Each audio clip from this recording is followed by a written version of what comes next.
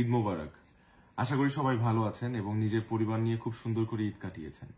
এই ঈদে আমার বেশ কিছু নাটক রিলিজ পেয়েছে এবং প্রথম দিন থেকেই খুব ভালো ভালো রেসপন্স পাচ্ছিলাম আপনাদের। এই ঈদটা আমার খুব সুন্দর একটা ঈদ হতে পারতো আপনাদের ভালোবাসায়, আপনাদের সাপোর্টে, কিন্তু সেটা হয়নি। একটা অনাকাঙ্ক্ষিত বিষয়ে আপনারা যেমনটা কষ্ট পেয়েছেন ঠিক তেমনি আমিও কিন্তু কষ্ট পাচ্ছি এবং কষ্টে আছি। আমি কিন্তু একদমই ভালো নেই।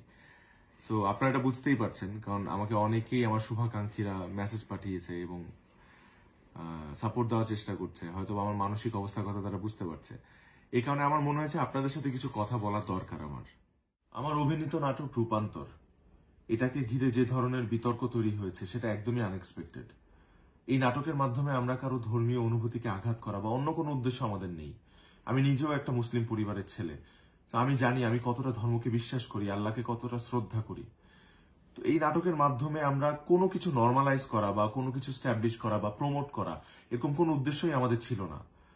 জাস্ট একটা ক্যারেক্টার প্লে করার চেষ্টা করেছি এবং সেটার মাধ্যমে এতগুলো মানুষকে আমি কষ্ট দিয়েছি, সেটার জন্য আমি আন্তরিকভাবে দুঃখিত এবং আমি মনে প্রাণে আপনাদের সবার কাছে আমি দুঃখ প্রকাশ করছি। আমি দীর্ঘ 11 বছর যাবৎ নাটক করছি এবং আজকে আমার যে অবস্থান, এটার পেছনে আসলে আমার একার অবদান নেই। অবশ্যই আমার দর্শকের ভালোবাসা এবং সাপোর্টটা ছিল দেখে আজকে আমি অবস্থানে আসতে পেরেছি।